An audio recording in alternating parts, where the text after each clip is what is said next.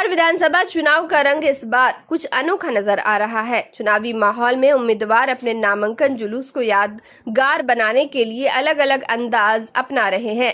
भागलपुर विधानसभा क्षेत्र में नामांकन जुलूस अब किसी शादी की बारात से कम नहीं दिख रहे हैं। ढोल नगाड़े, बैंड बाजा और समर्थकों की भीड़ के बीच प्रत्याशी घोड़े पर सवार होकर नामांकन दाखिल करने पहुंच रहे हैं। आमतौर पर घोड़े की बुकिंग शादी विवाह में होती है, लेकिन इस बार चुनावी मौसम में ये घोड़े नेताओं के प्रचार और शक्ति प्रदान का नया प्रतीक बन गए हैं। प्रत्याशी इसे अपनी लोकप्रियता दिखाने का माध्यम बना रहे हैं। वही घोड़ा पालने वाले पशुपालकों की इन दिनों चांदी कट रही है। एक घोड़ा मालिक चंद्र यादव ने बताया, आमतौर पर हमारा धंधा सिर्फ 6 महीने तक चलता है, लेकिन अब चुनावी सीजन में बुकिंग इतनी बढ़ गई है कि घोड़े फुल टाइम मैदान में हैं।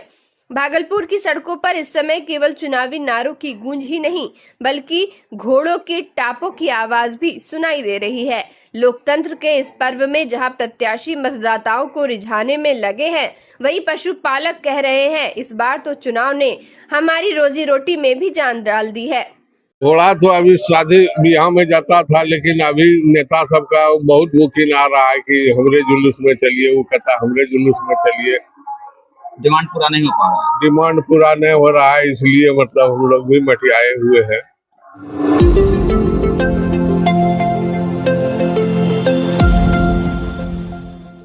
भागलपुर में छठ पूजा और काली पूजा को लेकर जिला प्रशासन की तैयारियों का जायजा लेने के उद्देश्य से जिलाधिकारी डॉक्टर नवल किशोर चौधरी ने बुधवार को शहर के विभिन्न घाटों का निरीक्षण किया। इस दौरान उनके साथ नगर आयुक्त शुभम कुमार, अनुमंडल पदाधिकारी विकास कुमार, नगर पुलिस उपाधीक्षक अजय कुमार चौधरी सहित कई विभागीय पदाधिकारी मौजूद रहे। जिलाधिकारी डॉक्टर नवल किशोर चौधरी ने चंपा नाला, बूढ़ानाथ घाट, SM कॉलेज घाट समेत शहर के छठ पूजा एवं काली प्रतिमा विसर्जन स्थलों का गहन निरीक्षण किया। उन्होंने नगर निगम भागलपुर को सभी घाटों पर समुचित सफाई सुनिश्चित करने का निर्देश दिया। साथ ही खतरनाक घाटों को चिन्हित कर घटे जलस्तर के मद्देनजर सुरक्षा के लिए पानी में बैरिकेडिंग करवाने और घाटों को समतल करने का भी आदेश दिए। निरीक्षण के दौरान जिलाधिकारी डॉक्टर नवल किशोर चौधरी ने संवाददाताओं से बातचीत करते हुए कहा कि प्रशासन छठ व्रतियों को हर संभव सुविधा उपलब्ध कराने के लिए प्रतिबद्ध है। घाटों पर साफ सफाई, प्रकाश व्यवस्था, चेंजिंग रूम और सुरक्षा की पूरी तैयारी की जा रही है।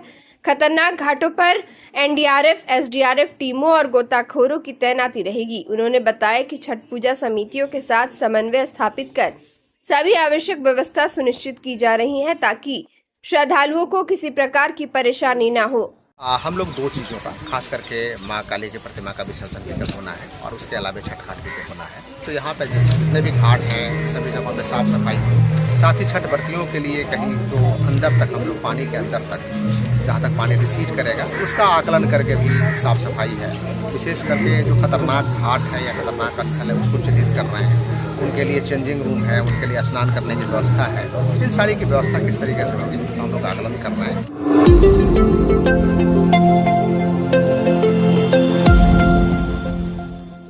बिहार विधानसभा आम निर्वाचन 2025 के तहत भागलपुर जिले के 7 विधानसभा क्षेत्रों में नामांकन पत्रों की जांच प्रक्रिया मंगलवार को पूरी कर ली गई। जिला निर्वाचन कार्यालय से प्राप्त जानकारी के अनुसार कुल 102 प्रत्याशियों ने नामांकन दाखिल किया था। जांच के दौरान 17 नामांकन पत्र त्रुटिपूर्ण पाए गए एवं रद्द कर दिए गए, जबकि 85 प्रत्याशियों के नामांकन पत्र सही पाए गए हैं। 152 बीपुर विधानसभा क्षेत्र में 12 प्रत्याशियों ने नामांकन किया था, जिसमें से 2 के पत्र रद्द कर दिए गए हैं और अब 10 प्रत्याशी शेष हैं। 153 गोपालपुर विधानसभा क्षेत्र में सभी 11 प्रत्याशियों के नामांकन वैध पाए गए हैं। 154 फिर 35 सीट पर 12 में से 1 नामांकन त्रुटिपूर्ण पाया गया, जिससे 11 नामांकन सही रहे। 155 कहलगांव में 16 में से 3 नामांकन रद्द हुए, 13 वैध रहे।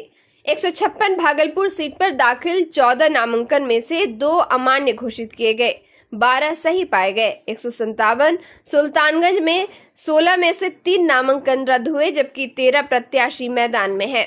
वहीं 158 नाथनगर विधानसभा क्षेत्र में सर्वाधिक 21 नामांकन हुए थे, जिनमें से 6 रद्द कर दिए गए और 15 प्रत्याशी अब चुनावी दौड़ में हैं। जिला निर्वाचन पदाधिकारी डॉक्टर नवल किशोर चौधरी ने बताया कि प्रत्याशी 23 अक्टूबर तक अपने नाम वापस ले सकते हैं। उसी दिन प्रत्याशियों की अंतिम सूची प्रकाशित की जाएगी। इसके पश्चात चुनाव चिन्ह आवंटन की प्रक्रिया शुरू होगी।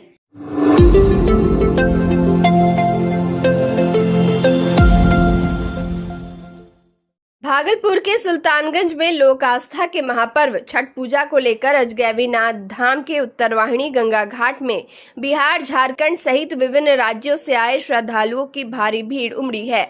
हजारों महिलाओं ने पवित्र गंगा जल में डुबकी लगाकर अपनी आस्था व्यक्त की है।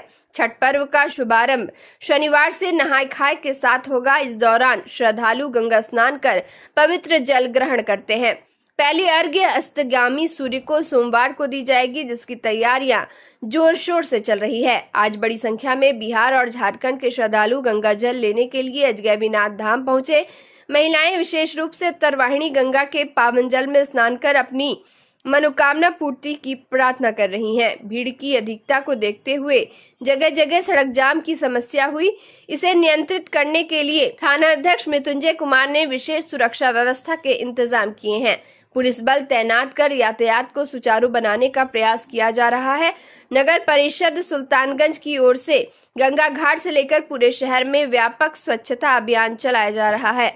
प्रशासन श्रद्धालुओं की सुविधा के लिए हर संभव प्रयास कर रहे हैं ताकि वे निर्बाध रूप से अपनी आस्था व्यक्त कर सके।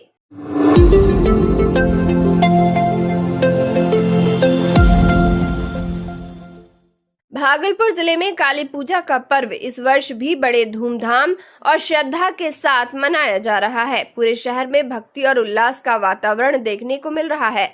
मोहल्लों और मंदिरों में मां काली की भव्य प्रतिमाएं स्थापित की गई हैं, जिनके दर्शन के लिए भक्तों की भारी भीड़ उमड़ रही है। शहर के विभिन्न हिस्सों में पूजा पंडालों को आकर्षक रोशनी और सजावट से सजाया गया है, जिससे पूरा भागलपुर धार्मिक माहौल में डूबा हुआ नजर आ रहा है। मंगलवार की देर शाम नगर विधायक अजीत शर्मा ने भी कई काली मंदिरों का दौरा कर मां काली की आराधना की। वे परवत्ती स्थित प्रसिद्ध बुढ़िया काली स्थान पहुंचे, जहां उन्होंने विधि विधान से पूजा अर्चना कर शहर वासियों की सुख समृद्धि और खुशहाली की कामना की। इस दौरान बुढ़िया काली समिति के सदस्यों ने उनका गर्मजोशी से स्वागत किया। वहीं मंदिर के पुजारी ने उन्हें मां काली की चुनरी उड़ाकर आशीर्वाद दिया। विधायक अजीत शर्मा ने इस अवसर पर कहा कि मां काली की कृपा से भागलपुर में शांति, सद्भाव और समृद्धि बनी रहे, यही उनकी प्रार्थना है। उन्होंने कहा कि यह पर्व समाज में एकता और सद्भाव का संदेश देता है, साथ ही भक्ति के माध्यम से लोगों को एक सूत्र में बांधता है। शहर भर में रात भर पूजा अर्चना, दीप सज्जा और आरती का दौर जारी रहा। भक्तों ने भक्ति संगीत और भजन के माध्यम से मां काली की महिमा का गुणगान किया, जिससे पूरा वातावरण भक्तिमय और आलोकित हो उठा।